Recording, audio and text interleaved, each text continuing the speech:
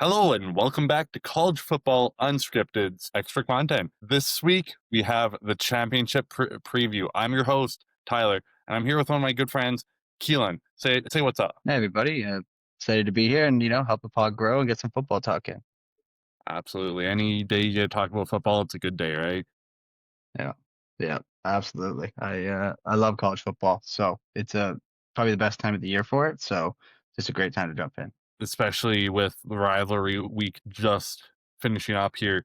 That's honestly one of the most electric weekends in all of sports. How do you feel about rivalry week? I thought overall it delivered pretty good. A lot of big games. The Michigan fan myself, I kind of tuned into the Ohio State one early, right away. Obviously, didn't go the way I mean, it kind of went the way I thought it was going to go, but um, just ugly football all the way around from Michigan in that one. But I think as a whole, the Iron Bowl was great with Auburn. Cam Coleman fumbled with like 30 seconds left to give Alabama that win, but overall, I thought it was a great weekend. Obviously, Michigan really disappointing, honestly, but kind of left a lot at the table, especially going into championship weekend. There's still a lot to play for. Yeah, absolutely. Honestly, should have just turned it off after that first quarter. They had a strong start and kind of just blue balled after that. Yeah, it was weird to me the way it started. It kind of felt like the last 4 years again, where it was going to be like, okay, here we go. Like we just have their number, whatever it is. Yeah, Um, but you can't score touchdowns when you turn the ball over like that. I mean, yeah. that was the game, and the Ohio State is the best team in the country by far, and that they showed it. Speaking of Ohio State, they're one of the teams that are going to be going into this next weekend for championship week. So that's one of the games we're going to look over here. With all that being said, why don't we move on to the first championship game, that being the Sun Belt Championship between James Madison and Troy.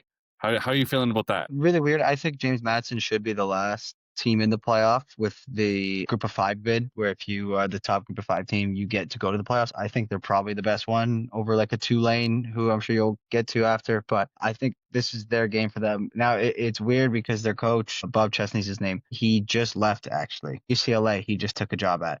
So it's one of those weird scenarios with college football right now where it's like they're going into the most pivotal point of their season and their head coach is already looking at next year, right? It's kind of weird how they've done that. I think James Madison's going to win this game pretty handily.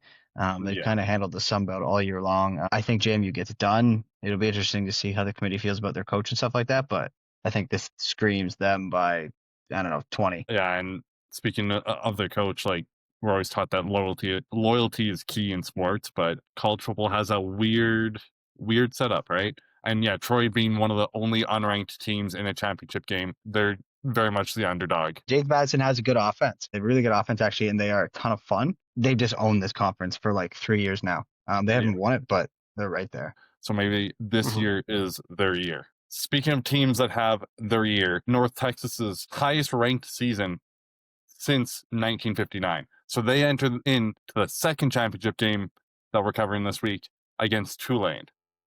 So this one's interesting. So I think this is where the committee will pick that last group of five team. I think James Madison's probably going to get screwed.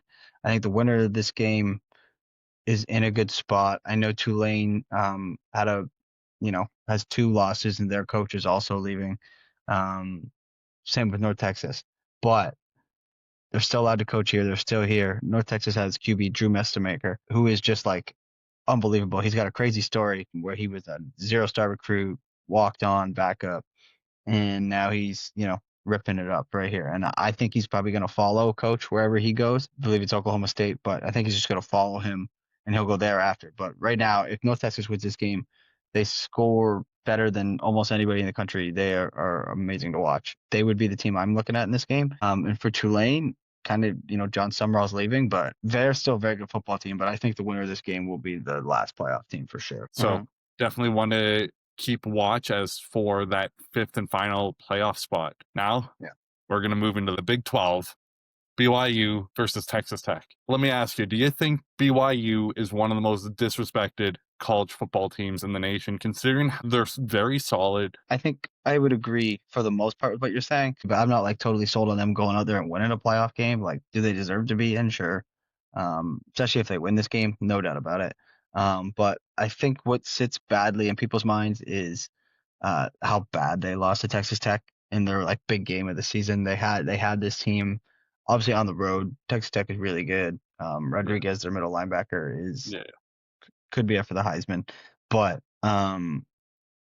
I think disrespected is a good way to put it. Of that, people feel like they have to win this game to get in. I don't know if that's fair, but the Big 12 did have a down year, so disrespected for sure. But am I like, oh, they're being slept on and they're gonna win a playoff game? No, I don't think they have a hope in winning a playoff game if they get there. No shot. But they do have a great coach who I think will go to Penn State. And they do have a very good fan base that is very charitable, judging by their donations this season. Yeah. But yeah, no, just Texas Tech, obviously the more dominant team, and it wouldn't be a stretch to say that they're probably going to win this game by a decent margin. Yeah, I don't think BYU gets beat up like they did last time against them. No way. They're a little bit more resilient. Yeah, much more this time. And speaking of resiliency, our next game of the week is the SEC championship. Obviously, one of the highest ranked divisions within college football, Alabama versus Georgia. Now, this is just a pure classic, right? It's I mean, Kirby Smart's got an Alabama problem. I think he's 7-1 or 1-7 against them. I believe it is now in his time.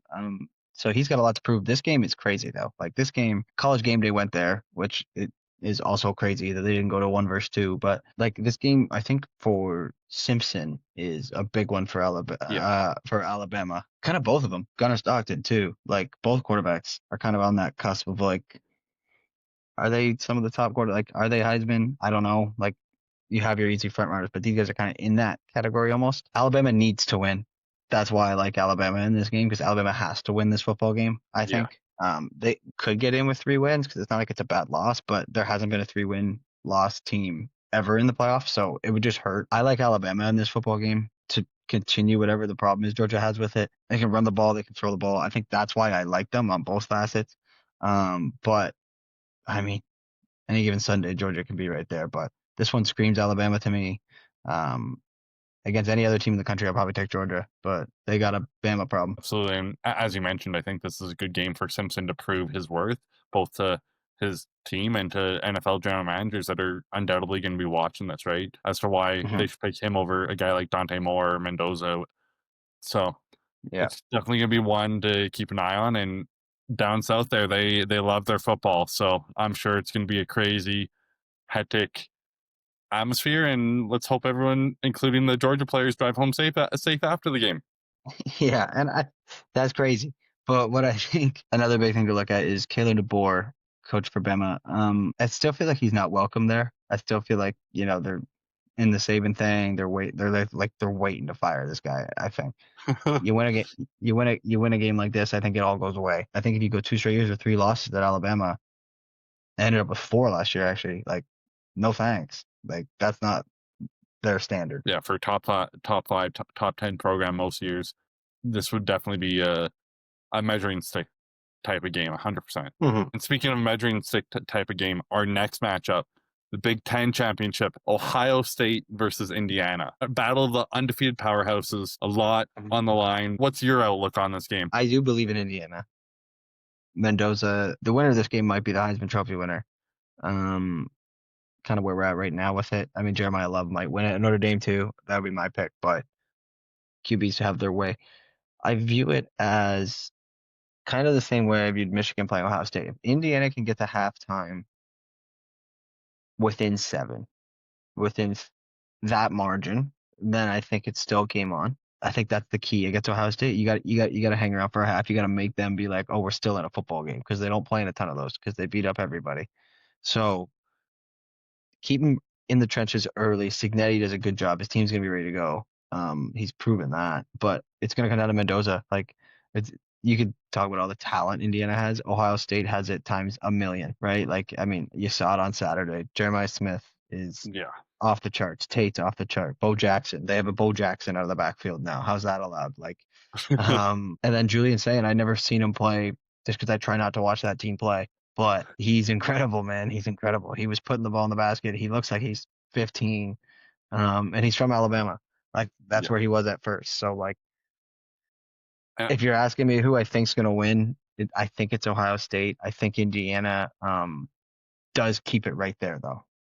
Yeah, absolutely. And This is another one with a lot of Heisman implications too, and the battle of the QBs once again.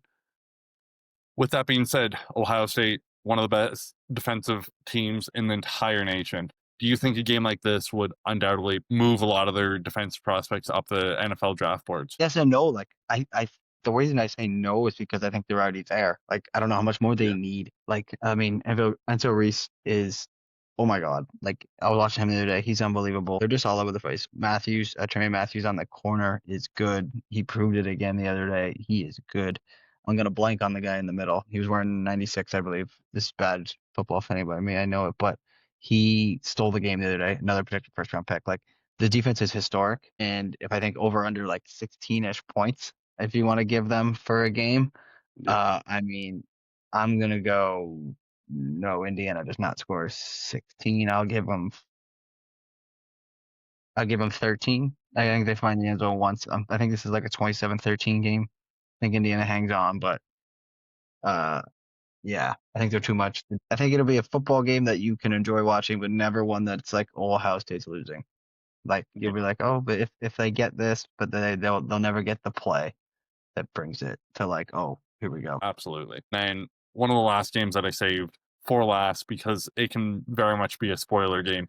Duke versus Virginia. All due respect to all the other championship games, this is one I'll be keeping a close tabs on, just because they can be essentially the irritator for the ACC and make sure that the ACC is locked out of the playoffs if Duke wins this. And honestly, how did Duke even get here? I don't want to say it was by playing good football because I don't think it was that, but they kind of like the ACC has this problem where they just kind of consume themselves. They had Miami this year. I mean, Miami's still better than Duke. I don't know how, but Miami, Georgia Tech at one point looked like they were going to make a move. At one point, Louisville with Miller Moss was looking okay.